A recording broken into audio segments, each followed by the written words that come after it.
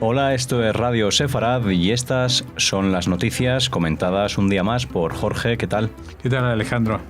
Vamos con los titulares de hoy. La oficina del abogado militar de Israel cierra las investigaciones sobre reclamaciones del operativo de 2014. El terrorista palestino retenido tras cumplir su condena suspende su huelga de hambre. Ante la inminente multa de la UEFA al Celtic por las banderas palestinas contra Israel, recaudan ayudas a ONGs. Expertos de Naciones Unidas determinan que tanto el gobierno sirio como Daesh han utilizado armas químicas. Tras las noticias volveremos con la agenda cultural y con Raquel. Vamos ahora con la primera noticia del día, y es que la oficina del abogado militar israelí anunció el cierre, sin apertura de procesos penales o disciplinarios, de las últimas 13 investigaciones vinculadas con la actuación del ejército en la última ofensiva en Gaza, aunque aclaró que continuará examinando e investigando incidentes excepcionales que se presenten. En total, se han recibido cerca de 500 reclamaciones sobre unos 360 incidentes ocurridos durante la operación militar israelí, que acabó el 26 de agosto de 2014 con un alto el fuego alcanzado con mediación egipcia tras 50 días de enfrentamientos. De ellas, la oficina había pedido la apertura de investigaciones criminales en 24 casos, de los cuales decidió emitir acusaciones contra 3 soldados acusados de saqueo y de instigación al saqueo. Otras 13 investigaciones criminales se han cerrado sin presentar ningún procedimiento penal o disciplinario. Sí, bueno, justamente hoy se cumplen 2 años del alto al fuego de esta operación militar, Tzuk Eitan en hebreo, que tuvo lugar en el verano del 2014 a consecuencia de los repetidos y multitudinarios ataques con cohetes desde la Franja de Gaza. Recordemos que habían sido miles de cohetes los que se habían disparado desde allí, y también se descubrieron en este operativo los túneles del terror de ataque que estaban preparando los palestinos para secuestrar ciudadanos israelíes o bien atacar directamente poblaciones civiles. Bueno, el tema es que a diferencia de muchos ejércitos del mundo, pues en Israel hay una oficina para reclamaciones, no solamente para justicia militar interna, sino para reclamaciones que gente haga a los militares. Uh-huh. Y estos han recibido 500 reclamaciones, se referían a unos 360 incidentes, es decir, que había a veces varias reclamaciones sobre el mismo incidente, distintas personas que han presentado las denuncias. Se revisaron, hay que recabar pruebas, etcétera, etcétera. Y en estos 2 años pues se han ido juzgando todos los casos, ¿no? Y bueno, en el último mes o en estos últimos días, pues han decidido que los últimos 13 casos, las últimas 13 denuncias que quedaban pendientes, pues no eran un caso judicial y no había manera de encontrar las pruebas o de las demostraciones, o no constituía delito militar alguno, y por lo tanto se fueron cerrando, y con esto pues se han terminado de cerrar todos los casos que habían pendientes. Y este es un balance que, más allá de que bueno, pues se han encontrado soldados que han ido incluso a la cárcel acusados de saqueo o de instigación al saqueo, que es una situación condenable y moralmente reprobable, pero que vamos, en cualquier situación, si se investigara a este nivel, incluso a las fuerzas que actúan en nombre de Naciones Unidas o de la coalición internacional en Irak o todo eso, pues las situaciones de saqueo serían terriblemente mayores. Pero bueno, en cualquier caso, está bien que se investigue, que se siga investigando y que este tipo de conductas se sigan castigando. Continuamos ahora con el preso palestino Bilal Kayed, que ha suspendido este miércoles su huelga de hambre tras 71 días protestando contra su detención administrativa en Israel, el mismo día en el que debía ser liberado tras cumplir 14 años y medio de cárcel. Un total de 100 presos palestinos se habían declarado en huelga de hambre en cárceles de Israel en apoyo a la protesta de Kayed, miembro del Frente Popular para la Liberación de Palestina, el grupo terrorista que disparó el último cohete desde Gaza a la población civil del sur de Israel. Sí, bueno, ha decidido terminar esta huelga de hambre. No se sabe muy bien que le han ofrecido algún tipo de medida de detención administrativa en la propia casa o algo así. O sea, me imagino que lo dejaron salir de la cárcel, pero que seguirá bajo cierto control, porque este no es alguien que está 14 años y medio en una cárcel de Israel por formar parte de un grupo terrorista. Tampoco es alguien que ha robado una gallina para comer. Hay que poner las cosas en su contexto. Y bueno, aunque desde el punto de vista legal Israel estaba incumpliendo lo que se había acordado que era su liberación y lo habían retenido administrativamente, pues la detención administrativa se basaba sí en medidas legales que existen en Israel cuando existe temor o sospecha o certidumbre o elementos que hacen pensar que esa persona en la calle va a reincidir en temas, y no estamos hablando otra vez, no es un ladrón, no es alguien que estafa o lo que sea, que puede volver a delinquir, pero que le lleva un tiempo, sino que a un terrorista sale a la calle y en cuestión de horas pueden ofrecerle las armas y volver a hacer un atentado terrorista. En este caso, en nombre de un grupo, el Frente Popular para la Liberación de Palestina, que recordemos que es un grupo que fue declarado terrorista por la Unión Europea, por Estados Unidos, por supuesto por Israel y por muchas naciones del mundo. No es un grupo cualquiera, aunque ellos mismos tienen una batalla interna con Fatah, con el grupo que gobierna la autoridad palestina, y también tienen un debate ideológico sobre la no conveniencia de los shahidim, o sea, los que se van a inmolar para matar a otros. Es digamos una corriente casi diría guevarista del Che Guevara dentro de los grupos terroristas palestinos, y que siempre pretenden matar pero seguir vivos para seguir atentando, y que se hicieron muy famosos en los años 60, 70, especialmente secuestrando aviones. Ellos fueron los que pusieron de moda los secuestros de aviones, a veces con israelíes y a veces sin israelíes, para pedir a cambio liberación de prisioneros y cosas así. Vamos ahora con los aficionados del club de fútbol Celtic, que han recaudado en 4 días cerca de 150.000 euros que donarán a organizaciones benéficas palestinas en protesta contra la inminente multa de la UEFA contra el club escocés, después de que sus seguidores mostrasen decenas de banderas palestinas durante un partido contra el Hapoel Be'er Sheva de Israel. La UEFA prohíbe mensajes de carácter político, ideológico, religioso o de provocación en sus partidos. En 2014, el club ya fue multado con 18.000 euros por el mismo motivo. Según han anunciado, los fondos recaudados se dividirán a partes iguales entre la ayuda médica palestina y un centro cultural palestino situado en un campo de refugiados a las afueras de Belén. Sí, bueno, esto es una conducta reiterada de los aficionados del Club Celtic.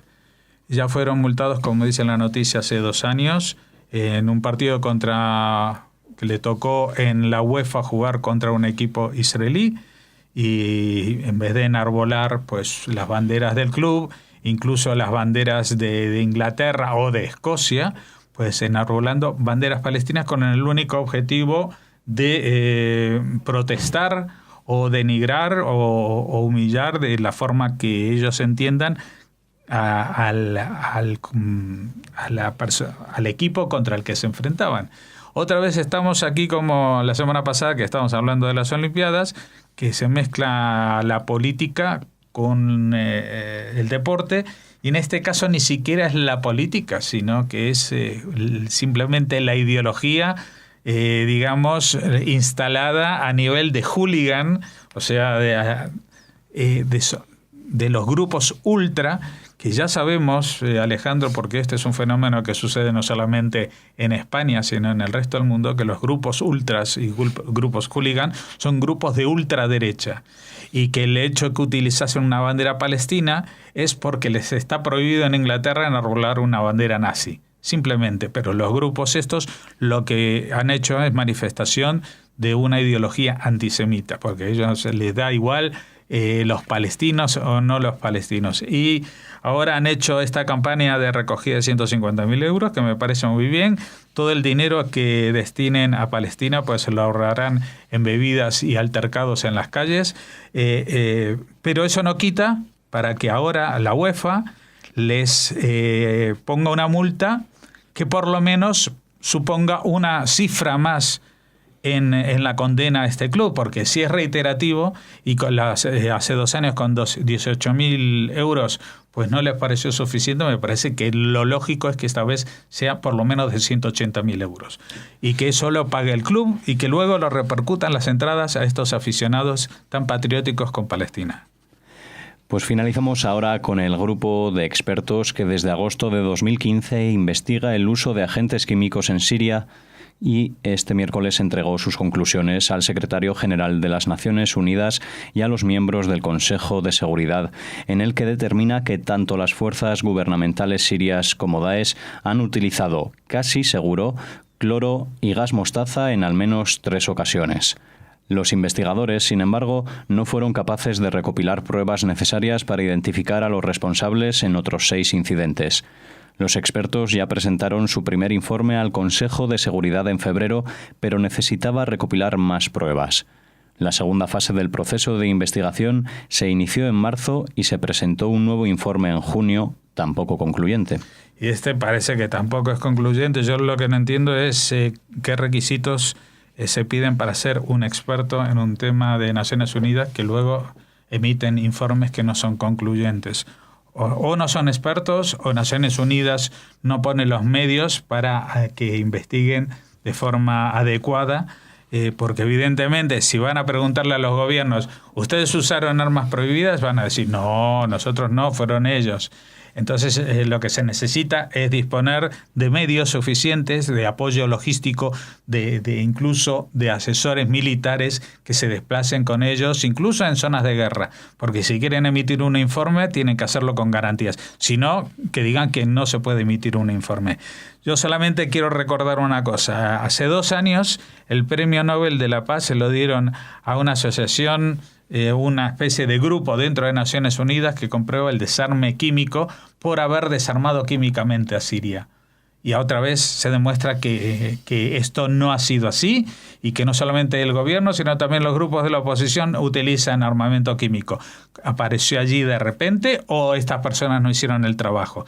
Y si en cualquiera de los 2 casos, si no hicieron bien el trabajo, si lo hicieron bien, pero luego se pudo volver a poner en marcha esta industria de fabricación de armas químicas, yo creo que este grupo, pues otra vez, es como los expertos. No se merecen un premio Nobel de la Paz. Primero porque están haciendo un trabajo para el que les están pagando.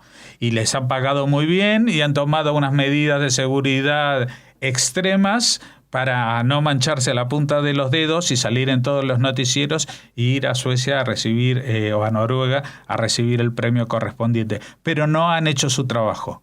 No han hecho su trabajo. No se puede decir que esta oficina de Naciones Unidas funciona cuando no ha hecho su trabajo, y tampoco los expertos ahora, que supongo que también provienen del mismo organismo que comprueba las armas químicas, tampoco son capaces de emitir un informe ni en febrero, ni en marzo, ni en junio, y ahora tampoco. Así que yo no sé si esto se puede hacer como en las Olimpiadas, ahora que se está revisando con los rusos el tema del dopaje y que devuelvan las medallas. Yo creo que hay algunos premios Nobel de la Paz que tendrían que devolver sus estatuillas, diplomas o lo que les hayan dado en este inmerecido homenaje.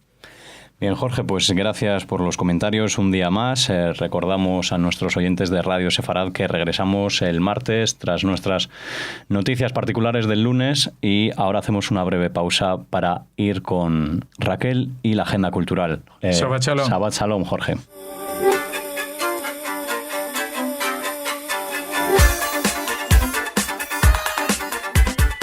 Vamos ahora, oyentes de Radio Sefarad, con la agenda cultural y con Raquel. Hola, Raquel. Hola, Alex. ¿Cómo estás? ¿Qué nos traes hoy? Pues empezamos, como viene siendo habitual en los últimos días, con esas actividades que se van a celebrar en muchísimas ciudades españolas en torno a la Jornada Europea de la Cultura Judía. Muy bien. Nos vamos a León, cerquita de tu tierra. Nos vamos a León. Bueno, nos vamos un poco ya hacia Galicia. Sí, un poco al norte, para contarles lo que van a hacer en esta capital castellano-leonesa. Con motivo de esta Jornada Europea de la Cultura Judía. Vamos a seleccionar una actividad diaria, pero les ponemos un enlace para que puedan conocerlas todas. Por ejemplo, las jornadas empiezan el 1 de septiembre. Ya sabes que el día 4 es el día de la Jornada Europea de la Cultura Judía. Pero los leoneses se adelantan, por ejemplo, con una propuesta de cuentacuentos de Sukkot en el Palacio del Conde Luna a las 12 de la mañana. Esto es el jueves 1 de septiembre. Vamos a seleccionar dos el jueves porque también queremos llamar su atención sobre la conferencia Más allá del deber, la respuesta humanitaria del Servicio Exterior Español frente al Holocausto, que será que ofrecerá José Antonio Lisbona también en el Palacio del Conde Luna, pero en este caso a las 8 de la tarde. También habrá talleres demostrativos de oficios medievales en el patio de la Casona de Puerto Castillo y un recorrido teatralizado por la Aljama leonesa en los siguientes días, en los posteriores a este jueves. Destacar la actuación del Orfeón Leonés en el Palacio del Conde Luna, que es donde se van a celebrar la mayoría de las actividades, interpretando canciones sefardíes en un concierto que se llama En el León Sefardí. Bueno, pues un enclave, desde luego, fantástico para rememorar todos estos asuntos y temas medievales, sobre todo. Exacto, y hay espectáculos músico-poéticos, bueno, todo tipo de actividades muy interesantes, así que les animamos a participar en esta jornada, ya sea en León o en cualquiera de las ciudades de la red de juderías. Si se quieren adelantar, pues ya saben, visita León. Exacto. Les seguiremos hablando la semana que viene de todo lo que se va a celebrar en torno a estas jornadas. Y ahora cambiamos de tema radicalmente, cambiamos de tema. Cambio de tercio, vamos a ver. Sí, es muy común, que hablemos y que se realicen reuniones entre rabinos, sacerdotes e imanes.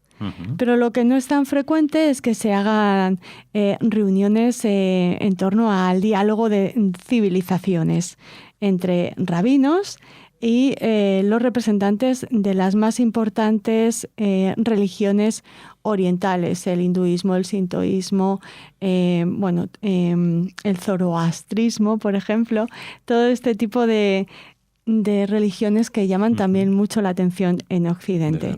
Bueno, y que se haga además en Israel, pues aquí en Radio Sefarad es noticia. Esta reunión, que se va a llevar a cabo en Jerusalén, está prevista para septiembre entre los días 11 y 15 y está organizada por el Ministerio de Asuntos Exteriores junto con el Comité Judío Americano y el Consejo Mundial de Líderes Religiosos. Desde la organización han comentado que es apropiado que nos reunamos en un diálogo de civilizaciones para sustentar estas crecientes conexiones estratégicas, políticas y económicas entre estos países con los lazos de la cultura, el espíritu y la profunda comprensión mutua. Son muchos los participantes y para la mayoría será la primera vez que viajen a Israel. Y como nota curiosa, les comentar que uno de los retos de la organización es encontrar una empresa de catering vegetariana apropiada. Mira. Porque, por ejemplo, en religiones como el budismo no se utiliza el ajo o la cebolla. O sea que van a estar ahí un ejercicio de investigación. Exacto. Para ver si alguien seguramente encuentra. Equilibrismo alimenticio para alimentar a estos líderes religiosos. También, por supuesto, acudirán rabinos que representan tanto a la ortodoxia como al judaísmo progresista.